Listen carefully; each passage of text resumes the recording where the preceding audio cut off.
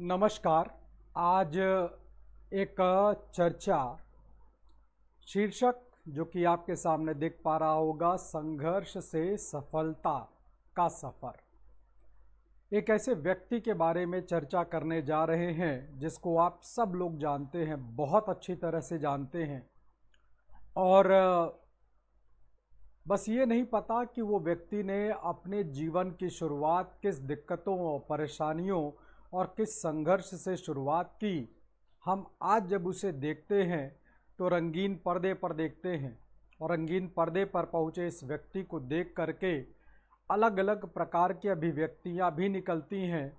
कभी वाह क्या बात है, शानदार, यानी उसकी एक्टिंग को देख करके, उसके किरदारों को देख करके हम लोग तमाम प्रकार के उपाधियाँ, बहुत बढ़िया, बहुत अच्छे, शाबाश। लेकिन उस व्यक्ति के उस जीवन का वो दौर भी है जिसे शायद बहुत कम लोग जानते हैं। तो आज हम लोग शुरुआत करेंगे उस व्यक्ति के संघर्ष के उस जीवन को लेकर के, उस व्यक्ति को जिसका मैं बार बार उल्लेख कर रहा हूँ। तो पहले तो देखा जाए वो शख्स कौन है, और वो शख्स हैं हम लोगों के मिथुन चक्रवर्ती, जिन्हें हाल ही में दादा साहब पुरस्कार के लिए चुना गया है। दादा साहब फाल्के पुरस्कार भारतीय सिनेमा उद्योग का सबसे बड़ा, सबसे प्रसिद्ध पुरस्कार है। हर एक अभिनेता की एक चाहत, एक सपना होता है कि उसे अपने जीवन में एक बार दादा साहब, एक ही बार मिलता ही है, लेकिन कम से कम एक बार दादा साहब फाल्के पुरस्कार के लिए चुना जाए, चयनित किया जाए। ये सपना है, सबका पूरा नहीं होता, लेकिन फिर भी इस पुरस्कार से सम्मानित बहुत सारे लोग हैं, बहुत सारे अभिनेता हैं। देविका रानी से शुरू करके अगर नाम लिया जाए तो बहुत सारे नाम हैं, दिलीप कुमार, विनोद खन्ना, कई सारे नाम। अभी तो नया नाम फिलहाल मिथुन चक्रवर्ती का। ये जो चेहरा आप देख पा रहे हैं, ये जो शख्स आप देख रहे हैं, इस शख्स के जीवन की शुरुआत बहुत ही मार्मिक है। एक बड़े परिवार में जन्म लिया 16 जून 1950 को। बड़े परिवार जिसमें 2 भाई हैं और करीब 3 से 4 बहनें हैं। साधारण परिवार है, मध्यम वर्गीय परिवार है। जीवन की शुरुआत कलकत्ता, जहाँ पर जन्म हुआ है, वहाँ से किया इन्होंने, और अपनी पढ़ाई लिखाई अच्छे कॉलेज से पढ़ाई लिखाई किया। और बचपन से ही व्यक्तित्व की एक विशेषता रही है कि एक जो गलत है उसके खिलाफ आवाज़ उठाने का और नाराज़ हो जाने का। और शायद उनकी नाराज़गी और उनके इस गुस्से ने उन्हें अपने जीवन के शुरुआत दौर में एक ऐसे रास्ते पर ले जाने का, मतलब एक ऐसे रास्ते पर लेकर गया जहाँ से रोज़ एक खतरा इस बात का है कि आज मैं अपने घर वापस जा पाऊँगा कि नहीं जा पाऊँगा। कोई गोली इंतज़ार कर रही है रास्ते में। वो गोली क्या मेरे जीवन को ख़त्म कर देगी? क्योंकि अपने जीवन के एक दौर में विशुद्ध नक्सलवादी नेता के तौर पर स्थापित हुए, और अगर उस वक्त की बात करें तो चानू मजूमदार जैसे विशुद्ध नक्सलवादी नेता के बिल्कुल पास के व्यक्तियों में हैं। माता बहुत प्यार करती हैं, और जब ये अपने कॉलेज के लिए जाया करते थे तो कहते हैं इनकी माताजी पास के देवी माता के मंदिर में चली जाती थीं, और जब तक बेटा घर वापस ना आ जाए तब तक माँ इंतज़ार करती थीं अपने बेटे का कि वो घर वापस आ जाए। लंबी कदकाठी है, छरहरा बदन है, और रंग दबा हुआ है, जिसे आप सांवला से गहरा रंग कह सकते हैं। ये लड़का अपने जीवन की शुरुआत अच्छी पढ़ाई लिखाई के साथ करता है। साइंस बैकग्राउंड से अपना ग्रेजुएशन पूरा करता है। मंदिर में एक दिन बैठी माँ, और यह वापस आए अपने घर, रात का अंधेरा है। मंदिर में बैठी माँ के पास पहुँचे, बंगाली भाषा में बात हुई, क्या हुआ माँ? तो माँ ने अपने बेटे को गले लगाया, रूंघते हुए गले से, रोते हुए गले से अपने बेटे से कहा, बाबू तुम कलकत्ता छोड़कर चले जाओ। क्योंकि एक पुलिस के निशाने पर हो, एक वामपंथी नेताओं के निशाने पर हो, और जिस दल में हो जब उसको छोड़ोगे तो वो उसके भी निशाने पर होगी।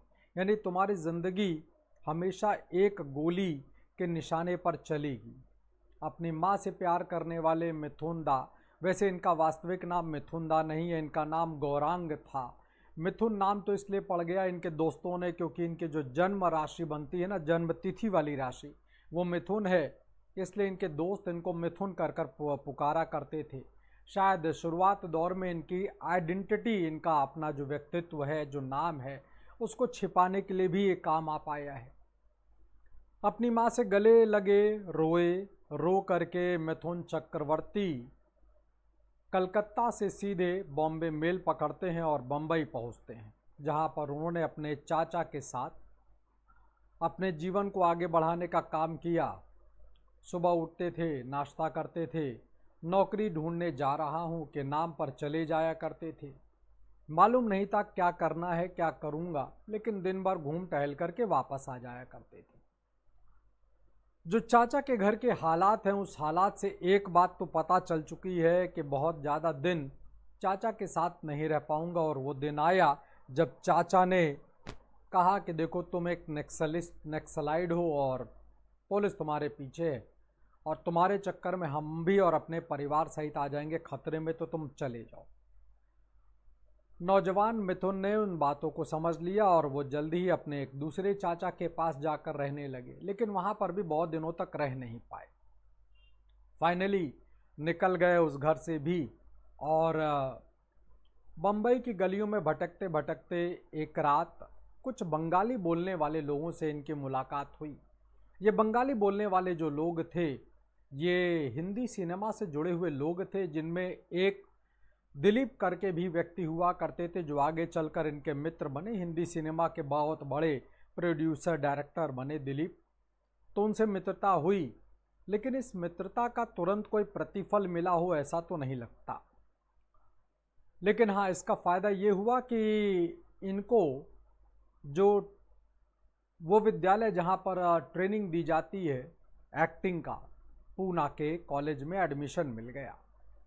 इनका इंटरव्यू भी बड़ा अजीबोगरीब रहा। जब इन्होंने अपने पूना के कॉलेज के लिए एडमिशन के लिए बात कही तो फॉर्म भर दिया गया, उसकी फ़ीस भी जमा हो गई और इनका इंटरव्यू हिंदी सिनेमा की एक मशहूर अदाकारा, जिन्हें हम लोग जानते हैं जया बहादुरी जी के नाम पर, उनके द्वारा लिया गया, श्याम बेनेगल के द्वारा लिया गया।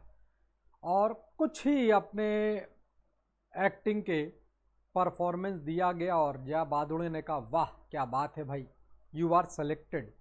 फिर इनको पूना भेजा गया। पूना पहुँचे, गिरीश कर्नाड साहब तब उस कॉलेज के प्रिंसिपल हुआ करते थे। गिरीश कर्नाड को आप लोग ने कई फिल्मों में देखा होगा। अभी कुछ दिनों पहले एक शाहरुख खान की फिल्म आई थी, वो टाइगर वाइगर करके, नहीं क्या नाम था उसका, शाहरुख थी ना, वही देशभक्ति वाली भर्स से ओत प्रोत वाली फिल्म नहीं है, क्या नाम था उसका, देखिए नाम भूल गया मैं। शाहरुख खान की फिल्म है जिसमें सलमान खान भी थोड़ा बहुत टाइगर वाले रोल में आए हैं, नाम भूल गया। खैर, तो गिरीश कर्नाड के पास पहुँचे, लेकिन उस वक्त पूना के इस फिल्मी कॉलेज में बड़े बड़े घर वाले और मतलब संभ्रांत परिवार वाले, और ये एकदम साधारण परिवार, पैसों की कमी।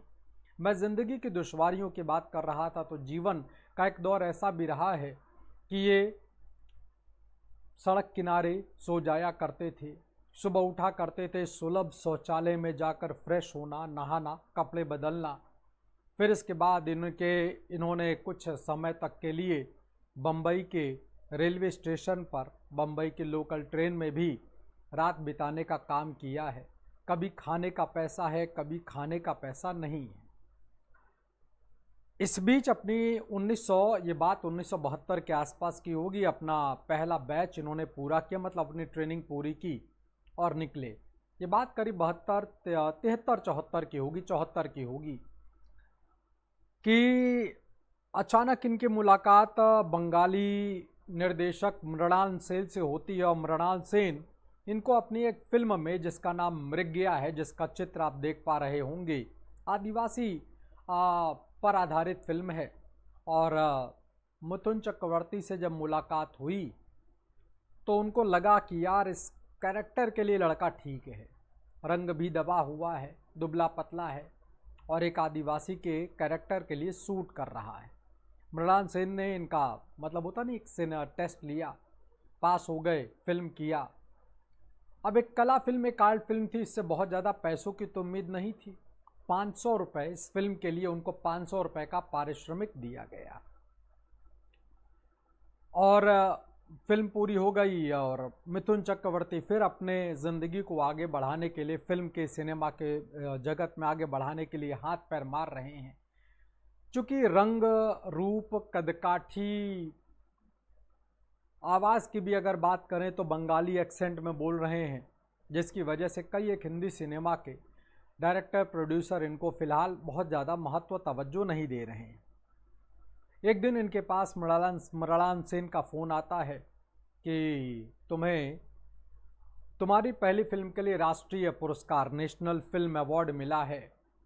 तो उधर से बंगाली भाषा में बात हो रही है। तो मिथुन चक्रवर्ती ने सिर्फ अपने डायरेक्टर से ये पूछा कि ये पुरस्कार तो ठीक है, पैसा मिलेगा कि नहीं मिलेगा। ये वहाँ कुछ पैसा भी मिलेगा।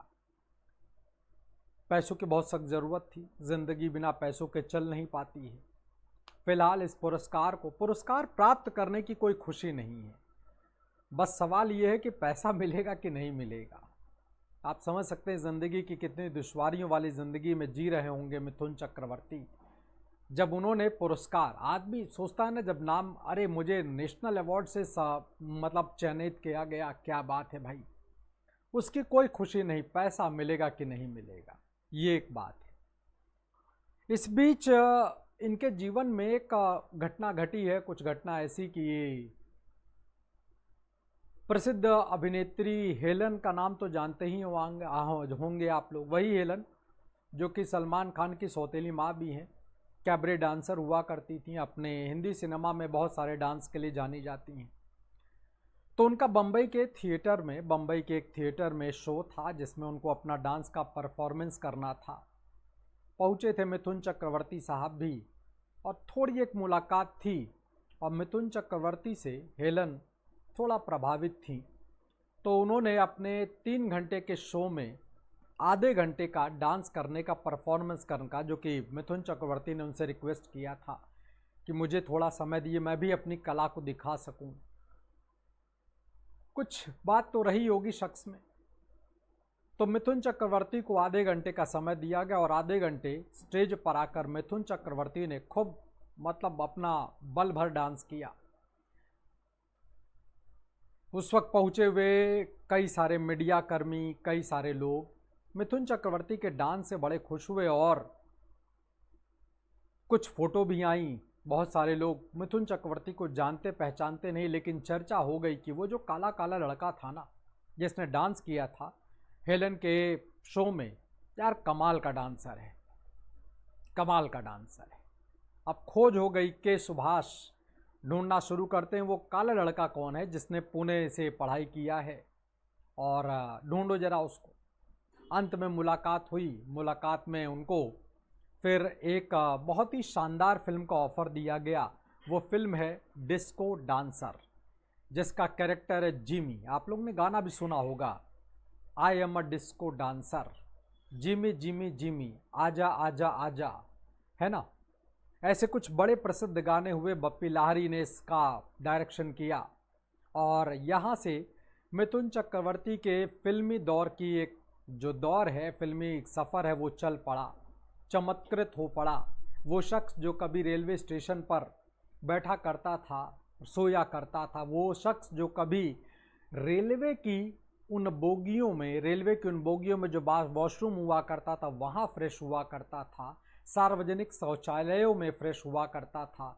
ज़िंदगी जो कभी एक गोली की मयस्सर हुआ करती थी, पता नहीं कौन सी एक गोली आकर ख़त्म कर दे जीवन को, वहाँ से निकलकर ये शख्स अब अपने ज़िंदगी में एक बड़े पड़ाव की ओर चल रहा है। कई सारी प्यार झुकता नहीं, मरते दम तक और पता नहीं कौन कौन सी फिल्में करने के बाद मिथुन चक्रवर्ती आज अपने इस नाम तक पहुंच पाए और इस अवार्ड का। और देखिए कितनी मज़ेदार बात है कि दादा साहब पैसों के लिए, कभी अवार्ड के लिए पैसे पूछने वाले मिथुन चक्रवर्ती साहब को दादा साहब फाल्के अवार्ड, जो अभी तक 10 लाख रुपए की धनराशि दी जाती थी, अब उसे 15 लाख कर दिया गया।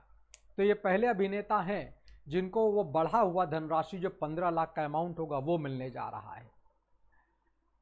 नाम, सफलता मिली और इस बीच अपने सपनों की रानी, हिंदी सिनेमा की एक मशहूर अदाकारा योगिता बाली, जिनका पहला विवाह किशोर कुमार से हो गया था।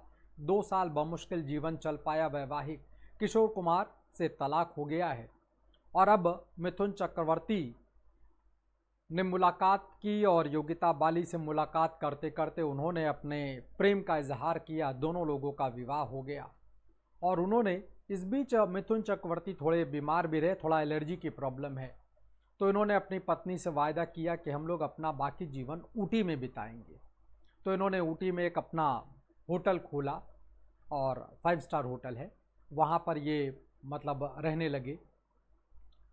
हिंदी सिनेमा से भी जुड़े रहे और एक दौर ऐसा भी रहा कि लगा कि अमिताभ बच्चन को शायद रिप्लेस करने वाला व्यक्ति जो है वो मिल गया है।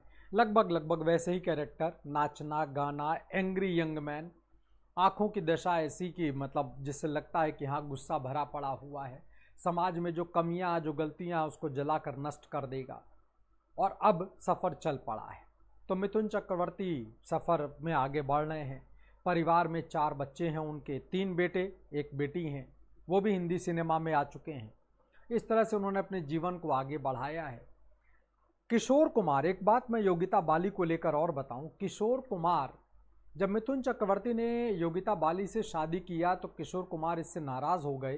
तलाक हो चुका है लेकिन फिर भी नाराज़ हो गए और किशोर कुमार ने तय किया कि मैं पूरी ज़िंदगी अब मिथुन चक्रवर्ती के लिए कोई गाने नहीं गाऊंगा।